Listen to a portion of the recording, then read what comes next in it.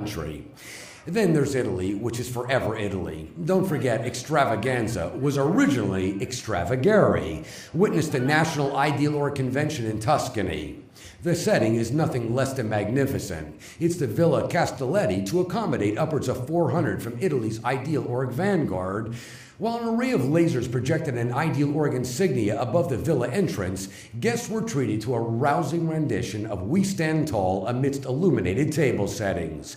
There's a storyline woven throughout telling of a futuristic Earth dotted with Ideal Orgs, hence the original time-traveling DeLorean from Back to the Future, hence too the waiters and stewards from the year 2030, and hence the almost original wig worn by the time-traveling professor and now gracing the brow of National OT Ambassador I see, Pino Gangadino.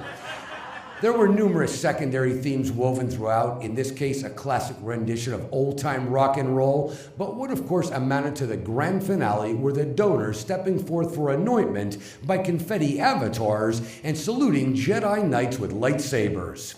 This year's entry from Milano was another inspired by what Milano execs gleaned from Ideal Org briefings in Los Angeles, whereupon Milano goes Hollywood. That, for example, is the new Ideal Org Oscar for outstanding donations in a supporting role, and that, or so attendees were led to believe, is a star pried from the concrete along Hollywood's Walk of Fame. Meanwhile, gracing the wall along their own Walk of Fame are the space plans representing this, Milano's adjoining premises for expansion into a full Ideal Org. This year's entry from Pordenone is another inspired by big screen drama. In this instance, it has to do with Top Gun, hence the vintage jet fighter, hence the flight suit a la Maverick. And with that, they dropped $275,000 into Ideal Org fuel tanks. Similarly, drawing on classic themes was Padova. It opens with OT Ambassador and Ideal Org benefactor Marco Ciancinesi. Inasmuch as he himself is the foremost donor, the Birdman hangs on his every word. Inasmuch as donations to Padova's Ideal Org fund just passed the 10 million mark, a second Birdman cavorts upon the stage.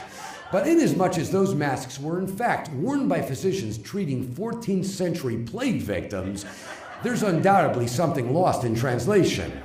But what needs no interpreter is the $2.5 million by the end of the night. And with the building, space plans, designs, and construction documents in hand, renovation and restoration are already underway.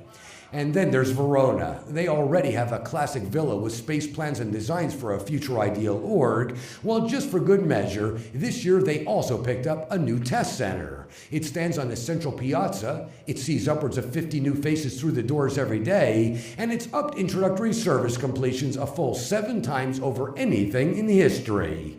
Brescia is another yet again that invites us to stroll down a lane littered with the icons of 21st century culture, in particular, an immediately recognizable Broadway song and dance number, a flawlessly recreated scene from Pirates of the Caribbean Part 4, replete with swordplay, and of course the famed finale of the one gangster film everyone knows. But the whole show is worth it, especially when you've just bought a building like this one, 78,000 square feet with space plans and designs on the table. Then there's Novara. It's another that's drawn from Italian history and drenched with meaning. Yes, that appears to be nothing more than a modest gathering of Ideal Org builders in the conference room of the Hotel Europa. And yes, solo vocalist Romina Cavallero is unaccompanied and otherwise on her own. But if you're wondering what she's singing about, this is why they'll tell you it's now showtime in Novara, 60,000 square feet in hand, all theirs, and now in design for another future Ideal Org. Torino's another with a short but sweet story of Ideal Org accomplishment, and it goes like this. They applaud with unbridled vigor, they rise en masse and applaud some more, whereupon it's revealed all space plans and designs are now approved. Finally, this year's entry from Celebrity Center Florence returns us to the Italian Renaissance circa 1490. Virtually every scene is a living tableau, carefully recreated from an Italian masterpiece. In this case, Da Vinci's March of the Venetian Guards, a section of Michelangelo's Florentine alfresco, that classic of all classics, Botticelli's Venus, another take on the Four Seasons by Antonio Vivaldi, and of course, the exuberant fundraisers by Raphael, which incidentally just netted 1.7 million euro. So yes, that's Italy who have got their sights on an Italian AO for the grand finale.